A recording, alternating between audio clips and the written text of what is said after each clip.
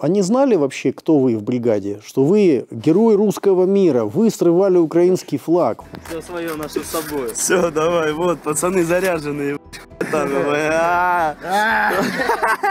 Ну а какие у вас были надежды, что будет в Луганске? Что будет, как в Москве? Меня подали в Сочи. Самовольное оставление части. Прятались? Прятался, да. Парадокс.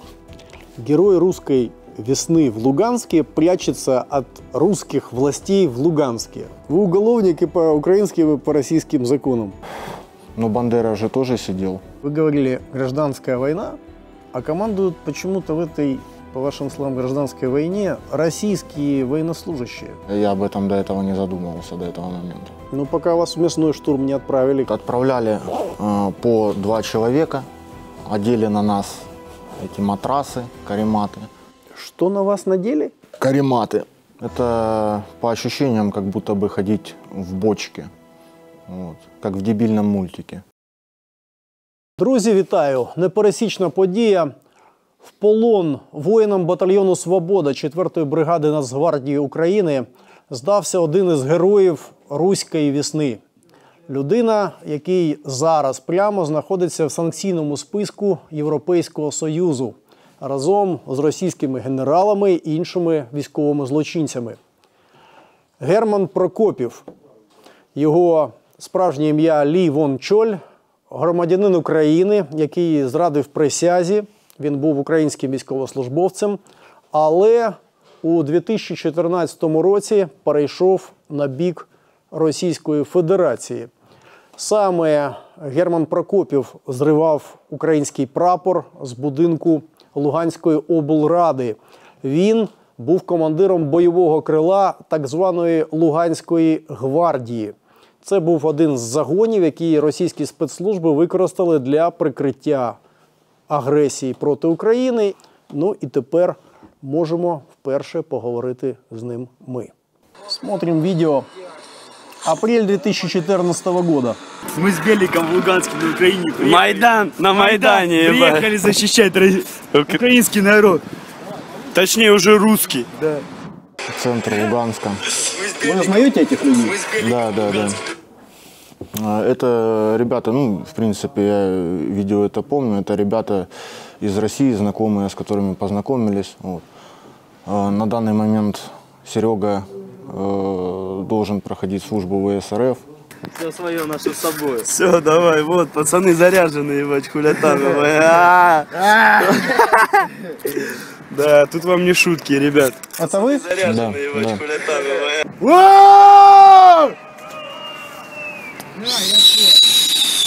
Свисти, братан. За Луганск. Россия! Помчали. Видео, конечно, потрясающее. Какие-то бандиты с вами вместе были. На тот момент мне было 19-20 лет, что-то вроде этого. Но вы же отслужили в армии. Да, Вы служили в украинской армии. да. Давали присягу народу, а тут по этому видео вы с россиянами снимаете флаг, под которым вы служили и которому присягали. Вы российскому народу присягали? Нет. Теперь, друзья, давайте посмотрим запись. Российская пропагандистка Анастасия Петерикова сделала такую запись. Ежегодно 22 августа отмечается День государственного флага России. Флаг является одним из главных символов государства. Над зданием Луганской областной администрации в 2014 году наш Герман Ли Вон Чоль первым повесил флаг Российской Федерации. Первый попал в санкционный список Евросоюза. Против него были введены персональные санкции. И только потом против армии Юго-Востока, и только потом против самой Луганской Народной Республики. Именно Герман, руководитель боевого крыла Луганской гвардии, еще 10 лет назад поднял российский триколор. Против него возбудили первое уголовное дело власти Украины и объявили в розыск. А таких, как он, не пишут в газетах и не снимают репортажи. Таким, как он, не дают героя республики и не ставят в пример подрастающему поколению. Лидеры русской весны преданы забвению. Новейшая история переписана, а заслуги присвоены непричастными врагами России. Но не в силе Бог, а в правде, и правда обязательно восторжествует. Давайте такие установочные данные. А по вашему имени. Почему у вас в европейском списке вы Герман Прокопьев, а Ли Ван Чоль – это ваше настоящее имя? Да, да. Герман Прокопьев откуда взялось? Ну, это как бы мой позывной, Герман, крепченное имя. Вот, я не стал выдумывать ничего. Вот. Да и посчитал, что если бы я взял там себе какие-то позывные типа лютый, злой там, вот, то это сразу было бы понятно. Вот. Я взял имя крещенное себе в позывной, а чтобы представляться там вообще мало ли кто ходит, спрашивает, короче, фамилию материнскую Прокопьев. Как восприняли то, что попали в списки санкционные Европейского Союза? С какой-то, ну, я не знаю, с какой-то, может, небольшой гордостью, потому что было ощущение такое, ну, что я делаю что-то правильное, может быть, что-то вот такое. Вот. Ну, а то, что по вам уголовное дело Службы безопасности Украины было открыто, как отнеслись? Это власть. А мы боролись против власти. Вот. И я вам скажу так, на юношеском максимализме залететь можно очень далеко. Вот, то бишь. И если я попал в этот список, ну, лично мое мнение, вот от чего я попал, не от того, что я там какой-то важный парень там, или супер крутой, а потому что я просто, ну, на тот момент, и да и вообще никогда не боялся сказать свое мнение.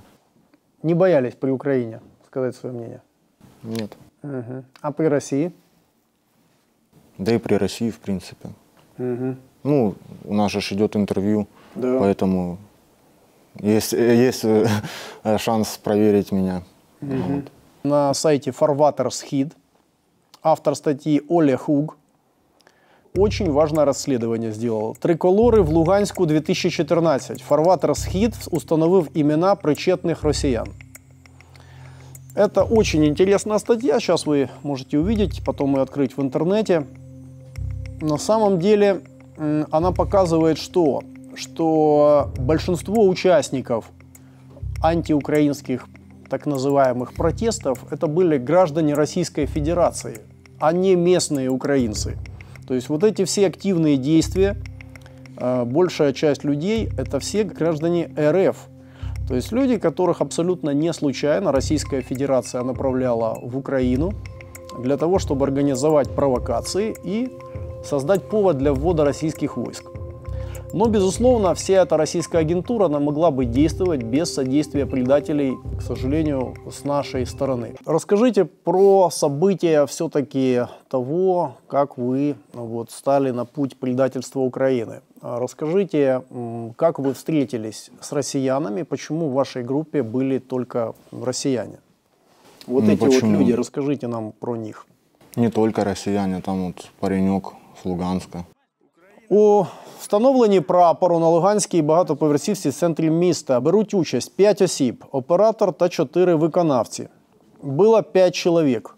Позывные оператор, Найк, Ванек, Белик и револьвер. Револьвер – это чей позывной? Это мой. Так, да, и Радимка был еще. Радимка – это чей позывной? Это вот паренька из Луганска. Фамилия его и имя?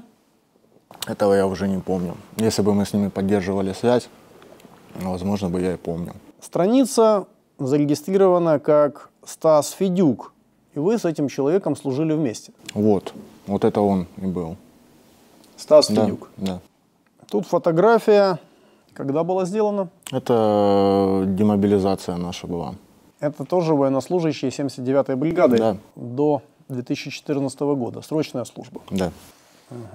Их судьбу вы знаете? Нет. Расскажите нам тогда, то есть этот был Федюк, был тоже из Луганска. Да. Вы из Луганска, граждане Украины. Ну, а кто были вот этот Найк, оператор и Ванек? Это ребята были из России, которые, как я говорил, мы познакомились в соцсети. Вот, они спрашивали, как обстановка. Вот, действительно ли так все. Вот, я предложил им приехать в гости, посмотреть самим. Вот они приехали. И вы были руководителем боевого крыла Да, Луганской гвардии. да. Но этой Луганской гвардии были руководители, люди, которые, в Я и отличие от вас, Петерикова. ну, здесь по российским данным, опять-таки, Когда-то был с нами Харитонов, но мы от него отошли. И вот эта вот Луганская гвардия, она разделилась на две части. Они себя назвали Луганская гвардия 2.0, а мы просто Луганская гвардия, так и остались. ну, это ваше мнение. На самом деле лидер этой Луганской гвардии Александр Харитонов обратился к Путину из Луганска. Обратился к Путину, вот, чтобы в российские войска ввести на Донбасс. Вы тогда выступали против действий Харитонова? Да, мы с ним не были согласны. Не были согласны, чтобы российские войска вводились? Мы считали, что мы справимся сами. Но на помощь вы пригласили россиян из России. Ну, а почему же вы тогда не срывали Ну, флаг это с гражданами же Украины? была не армия, а 2 человека. 3. Ну, 3. Это все россияне, которые были с вами, или были еще? Ну, были приезжие, были... А в основном это все были луганчане. Ну, чего-то вы на срыв флага все-таки взяли россиян. Ну, такой момент был, что они как бы в гости приехали, вот мы вместе В гости? пошли. Ну, вы же сказали, что вы их для чего пригласили в Луганск? С какой целью?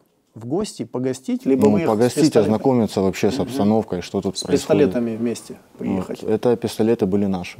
Что вы делали дальше после того, как вы сорвали флаг Украины и повесили российский? Занимались дальше вот этими митингами, организацией всей.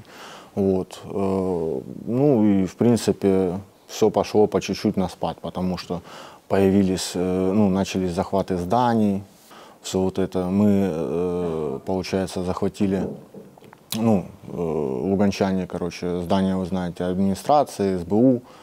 А дальше началась уже, ну, сейчас можно сказать, гражданская война. С россиянами?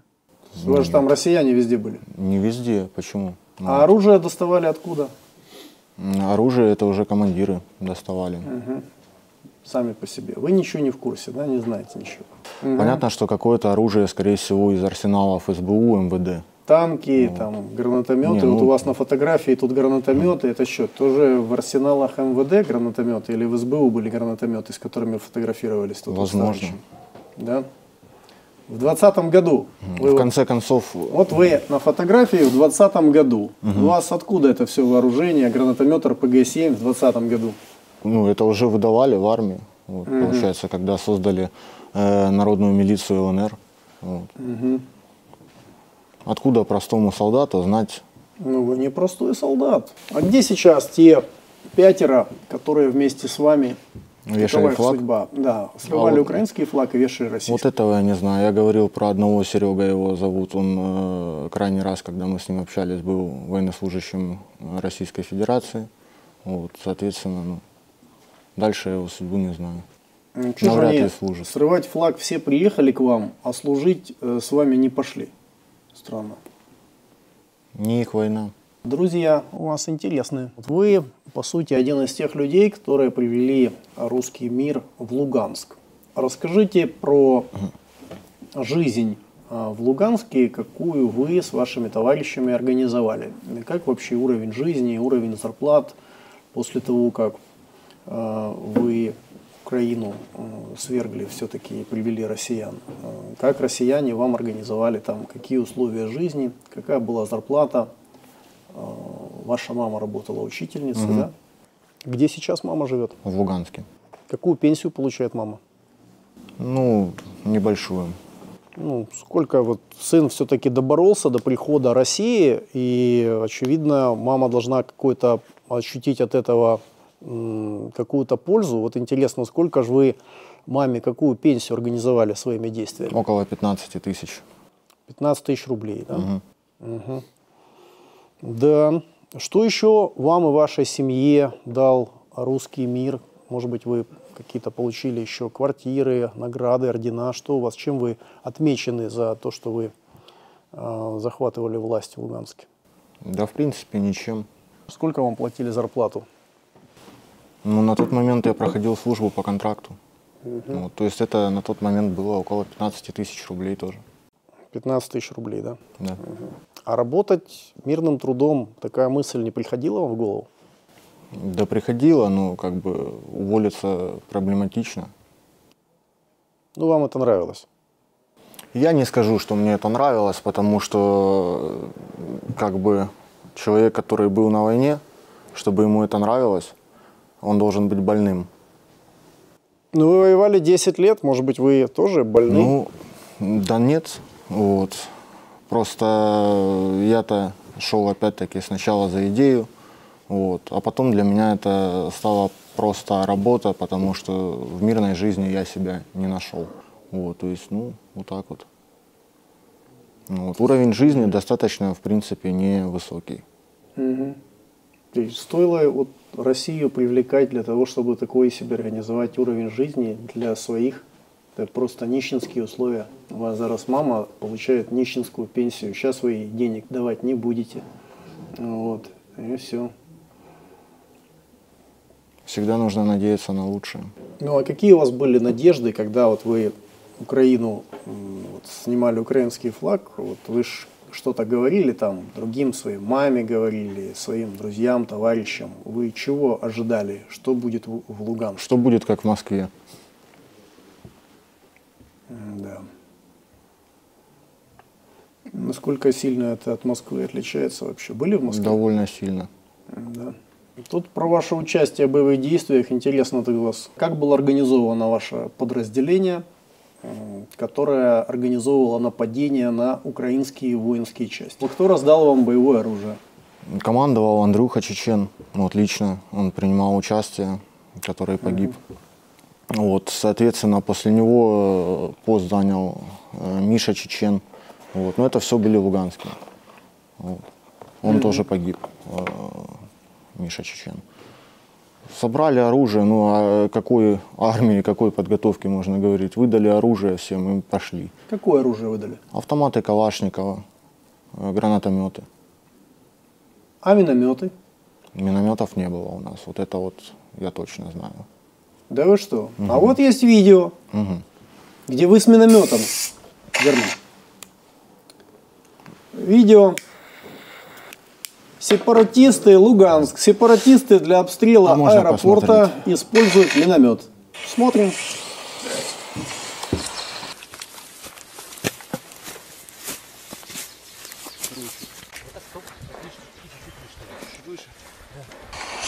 Так это было на аэропорту.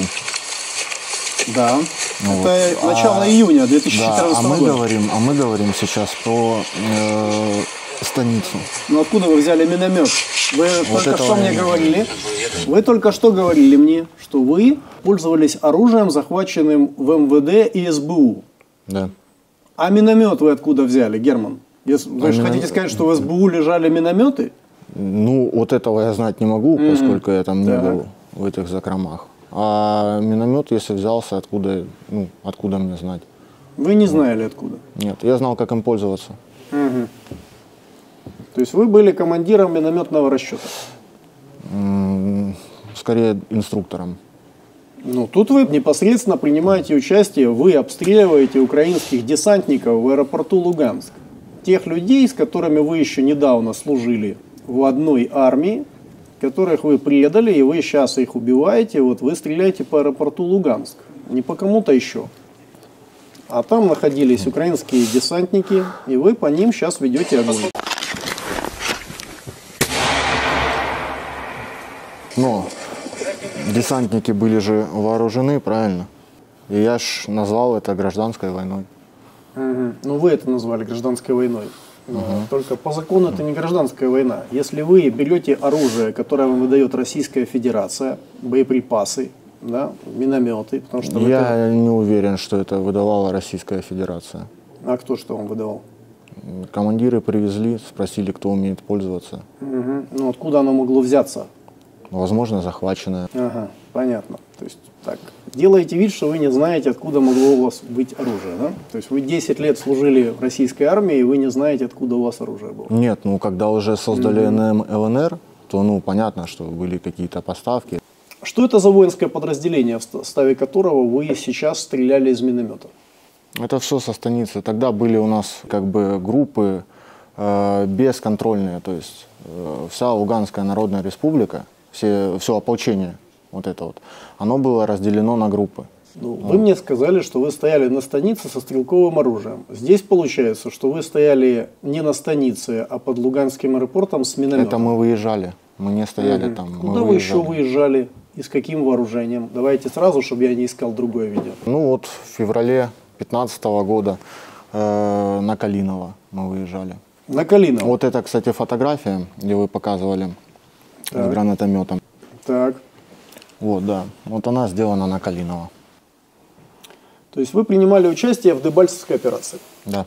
Так, каковы были ваши действия на Калиново? Давайте вспомним. Вы вели огонь по украинским военнослужащим в том районе? Тогда не позволяла ни дистанция, ни обстановка, ничего. Мы именно закрепились на рубежах. Какие потери вы нанесли украинской армии? Скольких украинских воинов вы убили? Я не могу ответить на этот вопрос, так как, я думаю, вы понимаете почему. Потому что вы с военнослужащими многими общались, и когда идет стрельба, вот, откуда понять, я убил или мой товарищ убил. У вас, на самом деле, тут по-другому было написано. Вы опубликовали у себя 13 июня 2014 года после стрельбы из миномета по Луганскому аэропорту такое сообщение, что 12 июня около 9:30 утра боевое крыло Луганской гвардии совместно с ГБР атаковало позиции Национальной гвардии.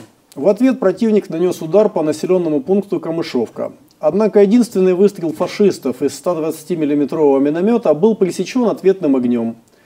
Результатом непродолжительного боя стало уничтоженное орудие, минометный расчет, грузовая техника противника, а также 15 убитых и около 40 раненых. Потерь среди ополченцев нет. Это вам привет от Минздрава Луганска. От Минздрава Луганска, объясню, это когда ударили по администрации. Вот, там погибла женщина, министр здравоохранения. Самопровозглашенный российскими властями, поскольку в здании Луганска была российская оккупационная администрация. Да, важно добавить. Далее. Вот, давайте смотреть объективно. Нет, вы, пожалуйста, ответьте на вопрос. Вот здесь вы опубликовали у себя результаты стрельбы. Да. Вы говорите, я не знал. Тем не менее, здесь вы написали, что 15 убитых. Написал. То есть вы знали. Это часть информационной войны, пропаганда. Как я мог знать наверняка? Ну, вы же написали, откуда-то у вас информация была. Я мог и больше написать, мог и меньше написать. Ну, а уничтоженное орудие, миномет, то есть вы это все выдумали, хотите сейчас сказать? Мы стреляли просто дедовским методом, перелет, недолет, перелет. Вот. То есть не было ни бусолей, ничего, ни наблюдателей фактически. Вот. Как куда же вы стреляли? В сторону противника. Вот так вот она и велась в 2014 году война. Вот. Сидел человек с рацией в соседней посадке, вот, и говорил там дальше, ближе, дальше, ближе. Вот. А учитывая то, что сколько вы крутитесь в военной сфере, вот, военной этой обстановке, вы понимаете, что там можно рассмотреть. Абсолютно ничего. Ну, я думал, что вы основываетесь на чем-то. Тем не все менее, это все вранье.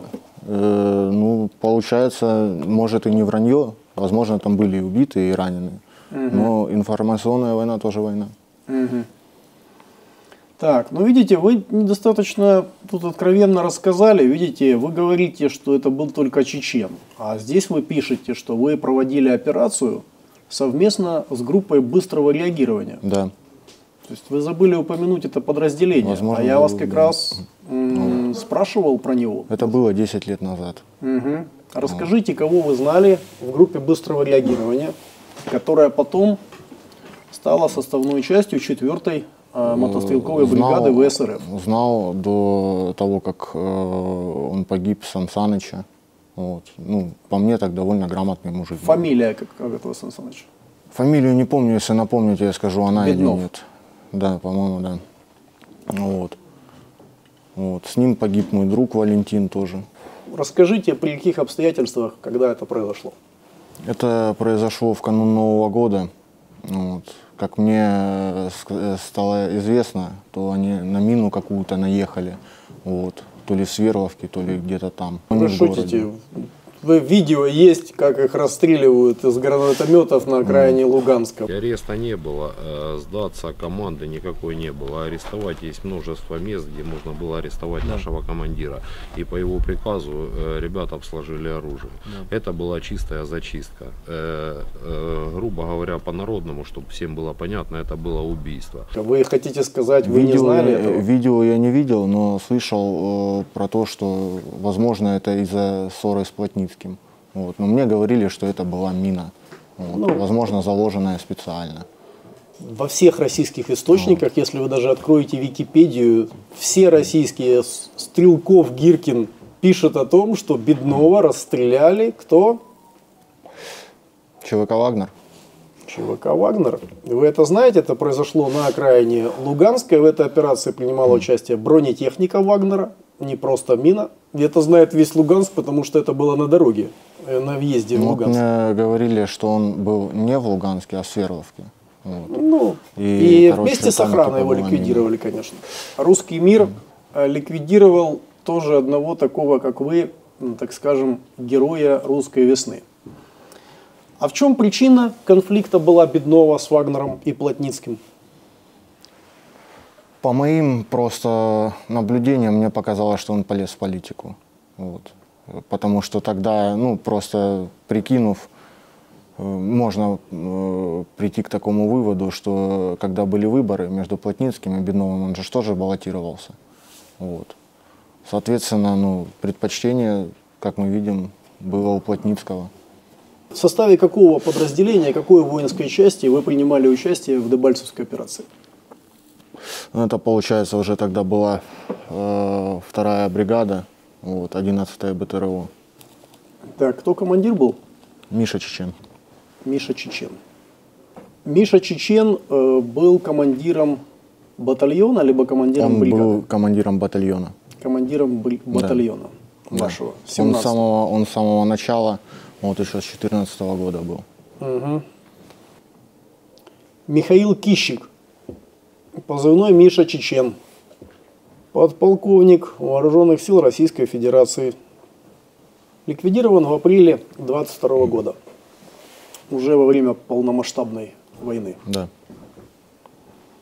Так, а Андрей Чечен, ваш товарищ? Он погиб еще в самом-самом начале, буквально там на 2-й или на 3-й день наших столкновений с военнослужащими украинской армии. Это он первый вам выдал оружие? Да. Так, вы начали служить во 2-й бригаде. Да. Так, кто был командиром 2-й бригады? На тот момент, когда я там служил, это был Ташкент. Был Баку сначала позывной, потом Ташкент. Ташкент, он погиб вот относительно недавно. Он был командиром бригады, да? Бригады. И погиб как комбриг уже? Да. В этой полномасштабной? Да. Угу. По-моему, в 23-м году. Действительно, согласно данным украинских каналов, которые подтверждаются всеми российскими источниками, Денис Иванов, командир 2-й мотострелковой бригады ВС РФ, был ликвидирован в июле 2023 года. Кто был командиром разведроты? Баур Саитов, Жук. Тоже луганчанин? Ну, это он был добровольцем. Вот. Из какой страны? Из России. Из России. Командовали вами россияне. Командир бригады у вас Денис Иванов, российский офицер. Командир разведроты Баир Саитов, российский офицер. Так? Да, но тем не менее есть у нас в подразделениях и луганчане местные. Это кто как себя проявил, кто как по заслугам, грубо говоря. Ну, ни одного командира бригады нет. Все российские офицеры на высшем уровне. Штабы бригад, командиры бригад и большинство командиров батальонов. Вы же это сами знаете. Ну да. То есть вы говорили гражданская война, а командуют почему-то в этой, по вашим словам, гражданской войне российские военнослужащие. Поразительно, да? Это как бы противоречие вас ничуть не удивляет. Да? Что так и должно быть. в Ну, вы гражданской войне? вы знаете, если честно, я об этом до этого не задумывался, до этого момента. Ну, пока вас в мясной штурм не отправили, конечно, не задумывались. Даже и удивительно, сколько вам пропетлять удалось в этой ситуации. Но интересно узнать ваш боевой путь, начиная с 24 февраля 22 года, когда у вас был первый огневой контакт. Первый огневой контакт у нас был в Краснореченке. Вот, то есть, и, ну, как назвать его прям огневым, это была, то есть, работа артиллерии по нам, вот, всевозможные. В основном скрывали точки огневые. Наша задача в основном была скрывать огневые точки. Какие потери были у второй бригады, то, что вы видели лично? На тот момент, после Рубежного, ну, я думаю, где-то до половины бригады мы потеряли. Вот. Каким образом? В таких же стрелковых боях, в таких же штурмах. Вот. Ну, не в таких, как сейчас, конечно, но вот. Потери были высокие. Да. А почему? Какая основная причина была? Мне кажется, это нехватка опыта у командования. Вот как бы это сформулировать? Не опыта даже. Вот. Ну да, может, опыта. Отсутствие связи, отсутствие коммуникации между подразделениями. То есть, по мне, лично раз 6 открывали огонь свои. То есть, ну, все довольно находится, сама подготовка бригады, в которой я служу, вот, она на довольно низком уровне. В разведроте даже? Да. Ребят, которые, ну, владели каким-то опытом, вот, они либо погибли, вот, либо списались по ранениям. Ну, я думаю, вы видите по обстановке, вот, что там происходит на поле боя. Вот. И, соответственно, ну, делайте вывод, какая подготовка и какое бы ни было подразделение, это все одно и то же. Что дальше после Рубежного, куда вы двигались? Это был Северодонецк. Расскажите про ваше участие в боях за Северодонецк. Задачи, в принципе, не менялись. Это вскрытие огневых точек, вот, наблюдение, вот, иногда оборона.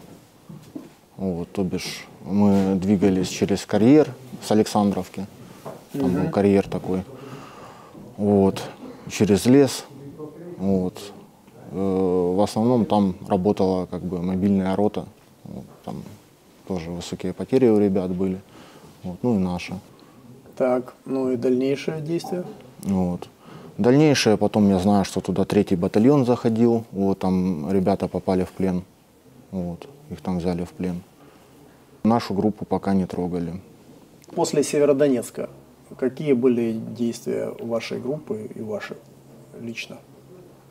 Куда вас направили? Нас перекинули ближе к Кременной, вот, чтобы заходить на Лисичанск. После вот захвата Лисичанска, и вы со второй бригадой здесь, на этом направлении, уже сколько времени? Да, довольно долго, уже практически бригада тут около 2 лет стоит. То есть вы бессменно здесь находились в этой полосе 2 года? Я нет, поскольку у меня и состояние здоровья уже не позволяло, вот, и морально-психологическое состояние у меня не позволяло. Вот. То есть, ну, не получилось, меня подали в Сочи. Самовольное оставление части. То есть вы ушли из бригады, Да. и вас стали искать? Да. Так. Вот. 1,5 года я был на гражданке.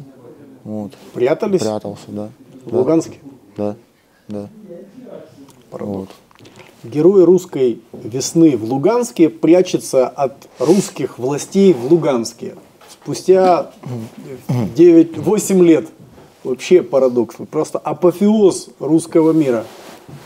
1,5 года. Ну как же вам удалось спрятаться? Там полиция так работает, ФСБ ловят этих сочников всех, и вообще всех, там полная мобилизация.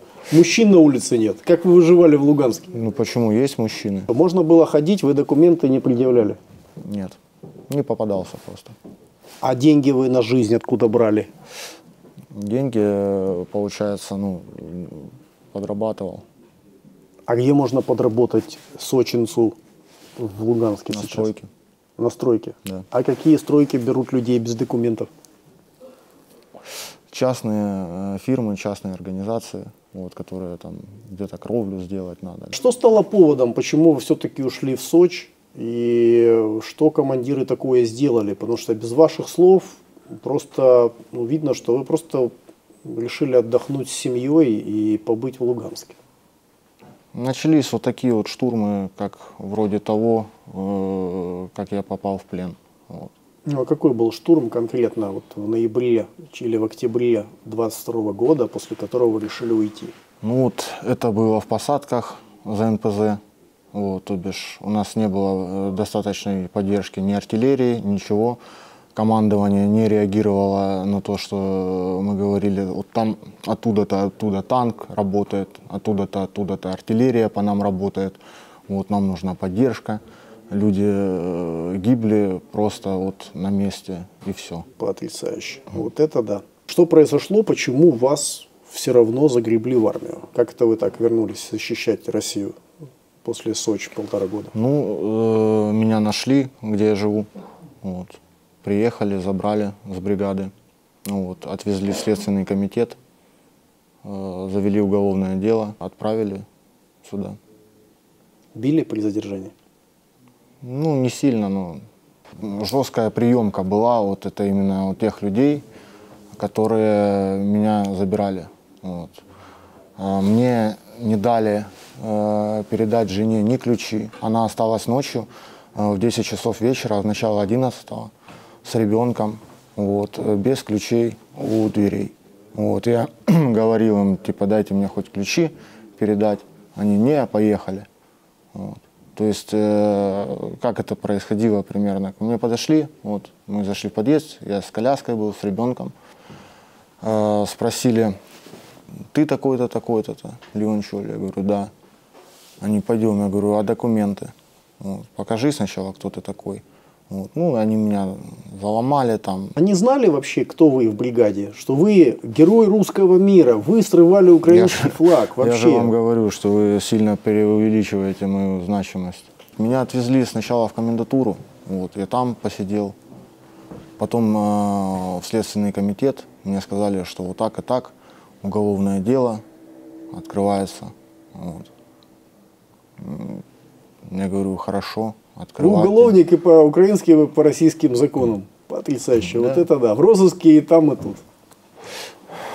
Но Бандера же тоже сидел. Ну, а что вы увидели на войне? Расскажите порядок боевых действий и меня путь. В Камышевахе, нас группами, там еще были ребята с других подразделений. Вот, как бы сделали сводную группу, перевели нас во 2-е ТРО. И получается, что... Я так понял, мы забили штат свободный, вот, нами забили штат свободный, и по 10 человек, короче, где-то каждый день нас забирали. Ну, мы тогда не знали, нам говорили, что все нормально, пацаны, там придете, закрепитесь на позициях, короче, будете сидеть, вот, обороняться, короче, вот. Ну, кто-то возвращался из этих групп, которые отправляли Никто. передать? Никто. Как произошло, как отправили на штурм вас? Как это было? Нас в Камышевахе привезли на НПЗ, там выдали оружие, вот. Сказали, что ночью мы должны там зайти на позиции, закрепиться. Вот. Показали на карте эту позицию. Вот. Мы там ни разу не были никто. Нам сказали, что вот дрон нас проведет, вот, там везде наши, вот. Там все хорошо, короче, вам только дойти и все. Вот. Отправляли по 2 человека, вот. Одели на нас эти матрасы, карематы. Вот. Что на вас надели? Карематы. На вас одели матрасы, карематы? Да. Ну вот это как бы самодельная такая маскировка. Вот. То есть, это имеется в виду, чтобы снизить... Для чего маскировка? Снизить тепловую сигнатуру. Вот. Это удобно вообще? Это по ощущениям, как будто бы ходить в бочке, вот, как в дебильном мультике. Вот. Когда человек сверху одевает бочку и думает, что его никто не видит. Это в «Приключениях Шурика», когда в обои замотали, да? Ну, что-то вроде этого, да. Угу. Вот. И это вам командиры сказали, что вы так должны защищаться от дронов? Да. Никто не смеялся в этот момент? Ну, нам просто до слез было, поэтому как бы... Ну, вот. Да. В Так. общем, мы выдвинулись, получается, в эти посадки, откуда стартовали.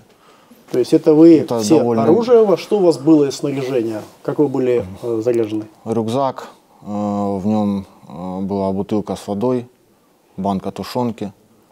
У меня было 3 пачки патронов. 150 патронов? Всего? Нет, 90. И, ну, 90 в пачках, получается. 90 в И 4 магазина. 90 в пачках и 4 магазина. Да. А почему так мало? Ну, как я понимаю, что нам больше, наверное, и не надо было. Но вас, как опытного бойца, не смутило, что вам патронов-то даже не дали для боя? Меня, конечно, смутило. Меня смутили еще эти матрасы. Еще на первой стадии. Вот. Но приказ есть приказ. И, в общем, мы с моим... Но с командиром вы ничего не говорили, что это как бы... Говорили и доказывали, что это все идиотизм. И это нет, там нормально, там наши, там все хорошо. Это был жадный, вот, который нас непосредственно инструктировал перед выходом. Вот, это командир шторма. Ну, вы понимаете, что это в один конец вас посылали, да? Ну, примерно, да, понимали. А чего вы так воды мало взяли в Поляшке? Ну, потому что они нам сказали, что там все есть, вот. А если что, дроном скинут. Ну, теперь расскажите, как это было. Число помните, когда это произошло, когда вы начали выдвигаться? По-моему, это было или 11 или 12, точнее не скажу. Октября уже? Да. С какого рубежа, сколько километров примерно вам нужно было пройти до точки, до объекта? Ну, вот от наших крайних рубежей это получалось около 5 километров. Нам надо было пройти в этих матрасах, вот, абсолютно неудобных. Оружием мы воспользоваться не могли никак в них, вот, потому что оружие было на ремне. Вот. А сами матрасы, ну как они выглядят? Вот, представим, что это каремат. Так. Вот. Сворачиваем его в кольцо, зашиваем. Второй каремат сворачиваем в кольцо, зашиваем, пришиваем их друг к другу, получаем цилиндр. И сверху такой навес, вот, тоже из каремата.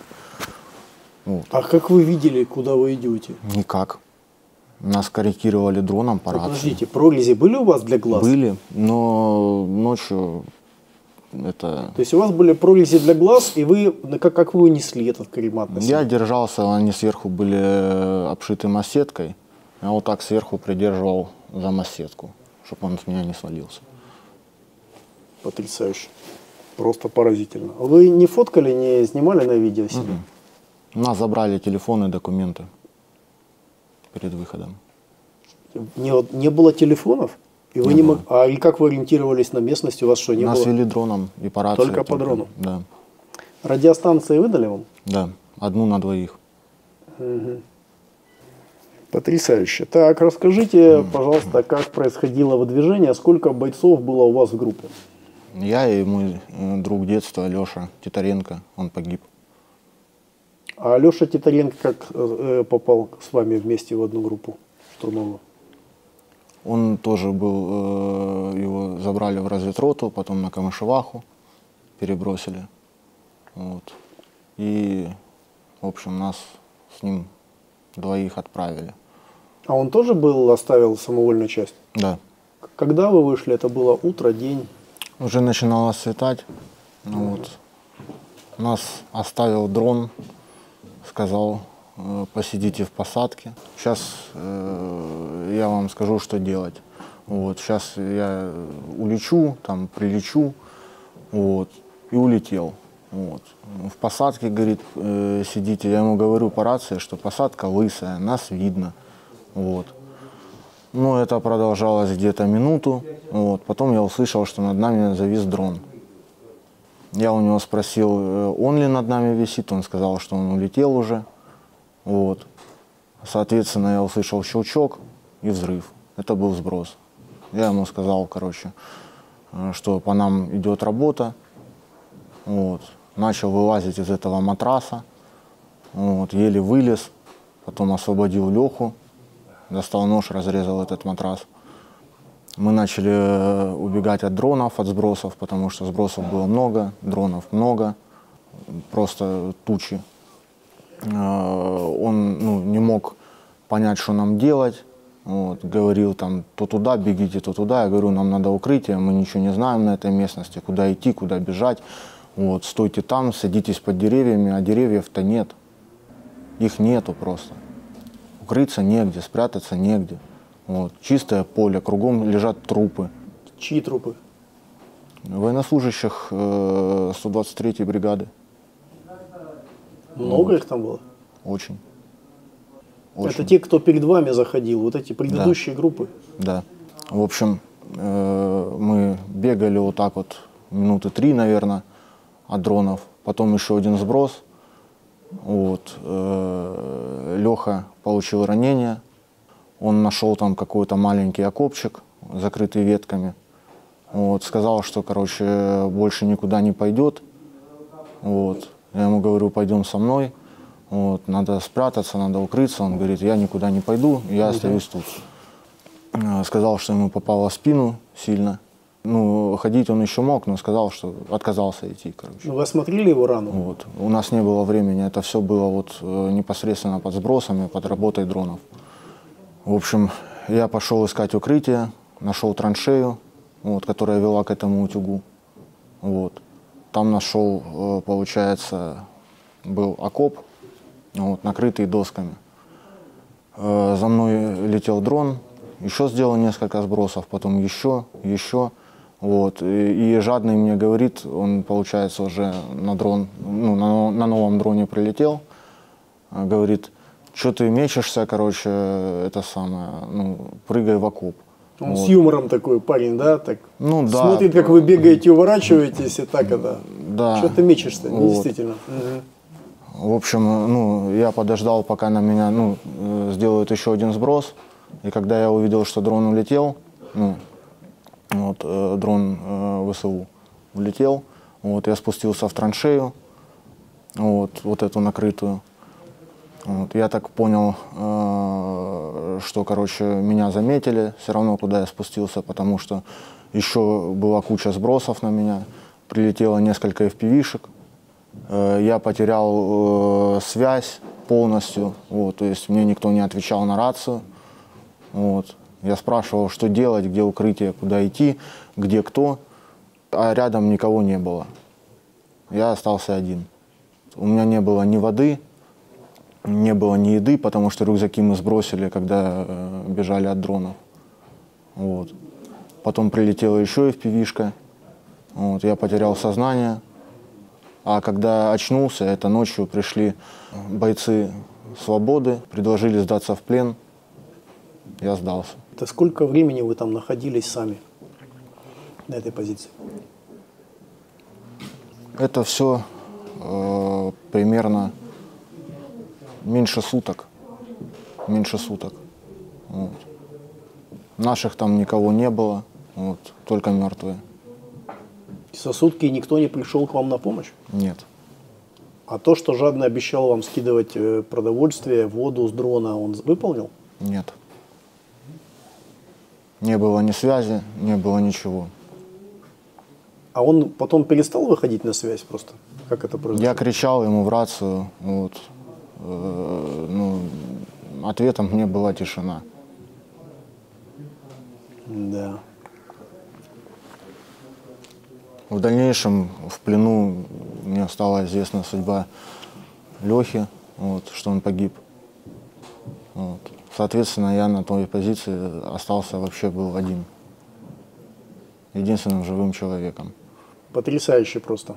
Видите, это какая у вас поучительная судьба все-таки, а? Да. Сбросили флаг Украины, подняли российский. Вот российские командиры вас... Прошло 10 лет, взяли вашего друга детства, с которой просто жил себе спокойно своей жизнью. Отправили вас в бой, бросили вас. И теперь вы, человек-символ русского мира, просто, ну, вас просто могли там же на месте, как вы понимаете, ликвидировать, потому что никто не знает, сдавались вы, не сдавались. Да. И украинцы, с которыми вы боролись и которых вы так не хотели в Луганске, вам спасли жизнь. Да. А вот россияне, которых вы в Луганск привели, вас просто кинули на убой.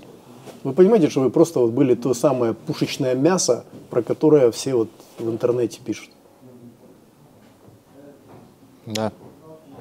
Ну, не могу не задать вопрос. Вот вы за это в 2014 году вот, устраивали вот такие антиукраинские демонстрации? Вот это вот вам понравилось? Я думаю, очевидно, что нет. Ну, это хотелось бы от вас услышать, потому что вот, результаты десятилетнего эксперимента. Вот прошло 10 лет.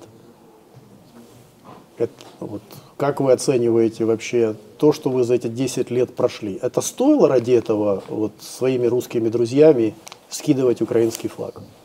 Я просто надеюсь, что война закончится. Не хотите отвечать. Все-таки стоило, да? Надо было. Тогда был юношеский максимализм. Ну, сейчас-то я же вас спрашиваю сейчас. Вот вы сейчас взрослый человек, вы уже 10 лет на войне, у вас уже ребенок, семья, вы уже все в жизни увидели.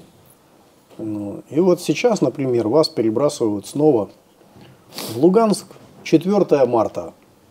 И русские друзья с вами. Вот, вы снова пойдете сбрасывать украинский флаг, зная, что тут вам, вашему другу Лехе и другим вашим друзьям придется пережить. Нет. Ну, а что другая активистка из Луганской гвардии, Анастасия Петерикова, как она с вами, когда вы ушли, оставили свою часть, как она с вами общается сейчас после этого? Да, мы общаемся. Как она отнеслась к тому, что вы ушли с войны? Она про вас пишет как про героя. Отнеслись нормально. Вот. Опять-таки, героизм, он для кого это сугубое? Это все сугубое, героизм. Вот. Для каждого героизм он свой. Это понятно. Ну, просто вы тогда вышли на первый план, вы на всех там видео. Ну и, наверное, я так думал, что та же Анастасия ждала, что вы другие луганские там сторонники русского мира, наверное, ждали все-таки, что вы ни в какой часть не оставите, не сбежите с войны, а будете до конца там сражаться.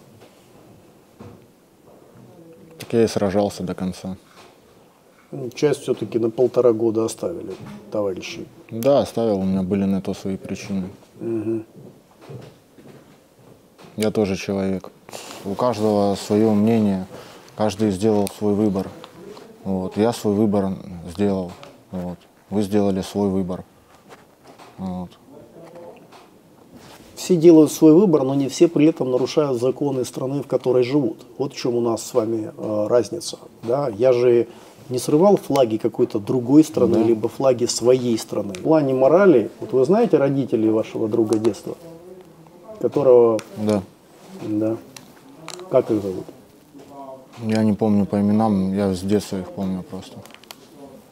Вот вы их сына подвели с вашими товарищами, которые вот это устроили в Луганске тогда, в марте-апреле. Вы помогли приходу российских войск, подвели их сына просто под гибель. Теперь они без сына остались.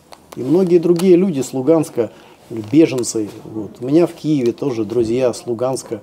Вот. Они сбежали, вынуждены были оставить свои дома, потому что такие, как вы, привели войну и Россию сюда, в Украину.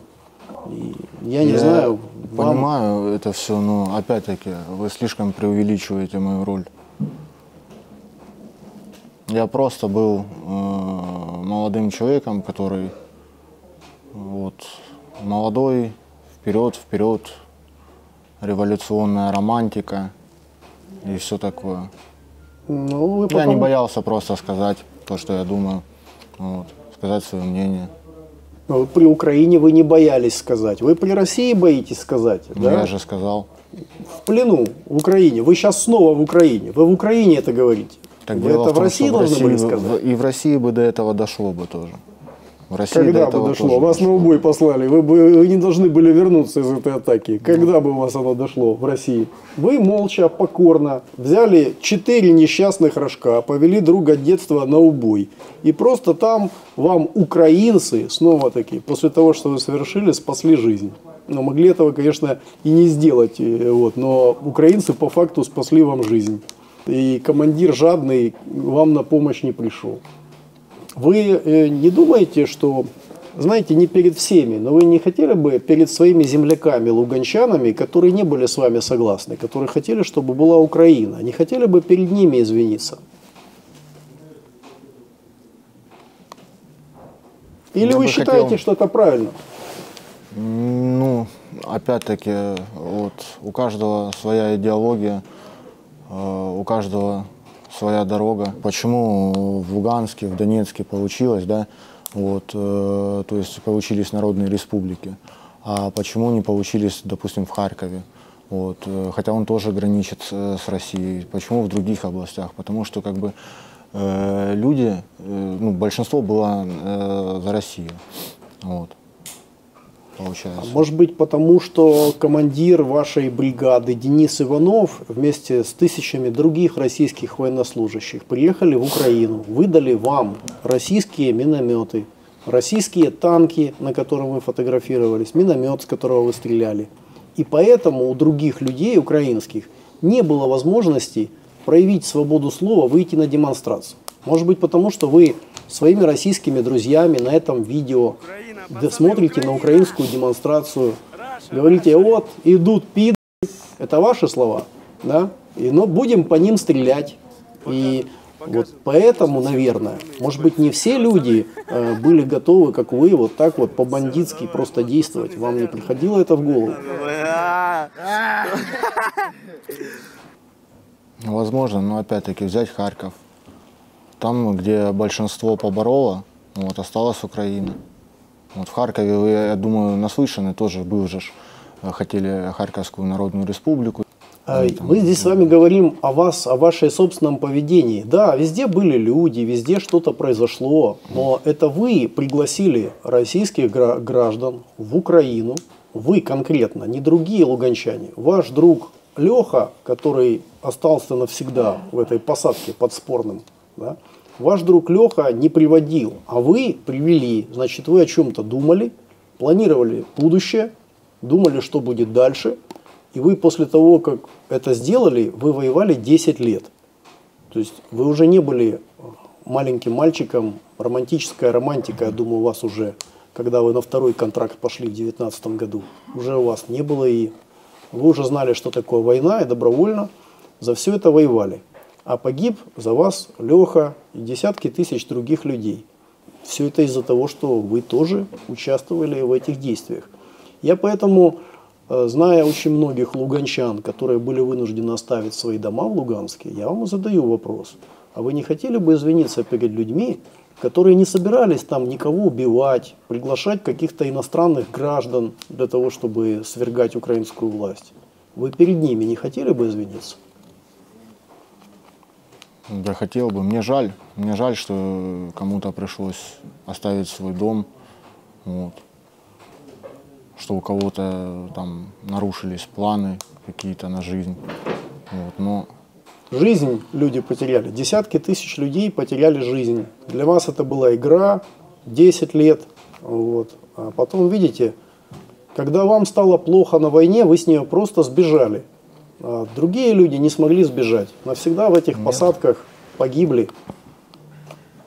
И вынуждены сейчас воевать с вами. Вот здесь вот люди, которые приехали там с разных регионов Украины, в том числе с Донбасса, воюют здесь, на этих позициях, отдали от своих семей, чтобы остановить вас, потому что вас просто молча посылают на мясные штурмы. Кто-то должен защищать Украину от таких, как вы, потому что вы после Луганска и в других городах такое же сделаете. понимаете, Тут можно долго спорить, кто прав, кто виноват, но опять-таки мы с вами люди простые, и давайте говорить так, маленькие. Не было бы нас, были бы другие. Ну, знаете, так говорили на Нюрнбергском процессе гитлеровские нацисты. Они говорили, мы выполняли приказ фюрера, если бы не мы, выполнил бы кто-то другой. Ну, вот один в один ваши мы-то слова. не расстреливали гражданских, вот, не грабили, не мародерили. Вы лично. Я лично и ребят, которых я знаю, никто... Но вы видели, что ваша артиллерия, вашей бригады сделала с Рубежным и Северодонецком? Вы лично нет. А вы видели, что вы уничтожили эти дома, вообще эти города? Прям там большинство домов разрушено. Я видел, но опять-таки это война. Вот. И Украина, когда мы тоже сидим, украинские военнослужащие тоже бьют по нам артиллерией. А это Украина на вас напала? Нет. Вот вы уверены и до сих пор в своей правоте.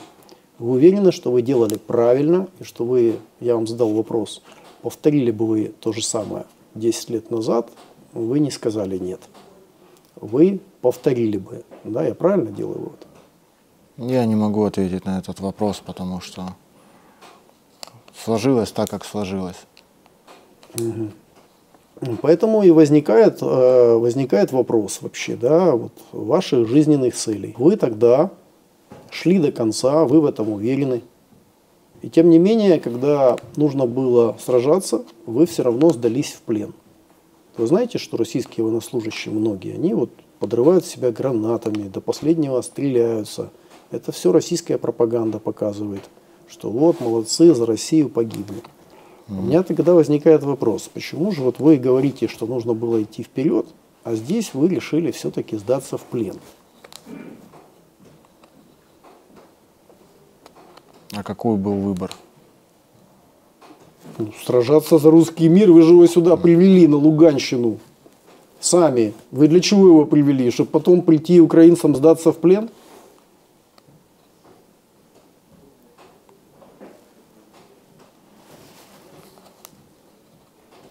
Можно было в 14-м это сделать. И не было бы столько горя. Сдавались-то зачем? Надо было до конца идти, как тогда на облсовете. Какая причина? Почему все-таки подняли руки? Не было другого выхода.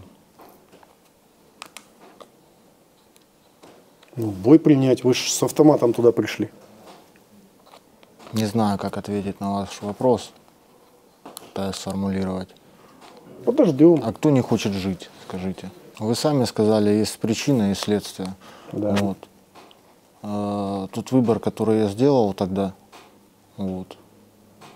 Я вот и сейчас, грубо говоря, его там расхлебываю, не расхлебываю. Вот. Выбор, каждый выбрал свою сторону. Вот, я свою сторону выбрал. Угу. Не жалко Леху, значит? Да жалко, конечно. Все-таки, когда выбор стал умереть за Россию, хоть камни с неба, лишь бы Россия, вы выбрали все-таки лучше жить. Вы же понимаете, что на месте Лехи или других ребят я мог оказаться весьма легко.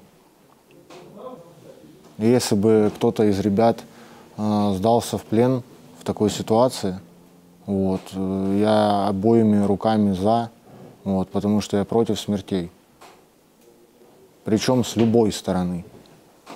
Потому что война, она закончится, а людей не вернуть. Если человек не хочет, чтобы кто-то умирал, он не устраивает антигосударственный переворот, не предает своих боевых товарищей по воинской службе и не идет на войну в иностранную армию. Смотрите, давайте так. Давайте.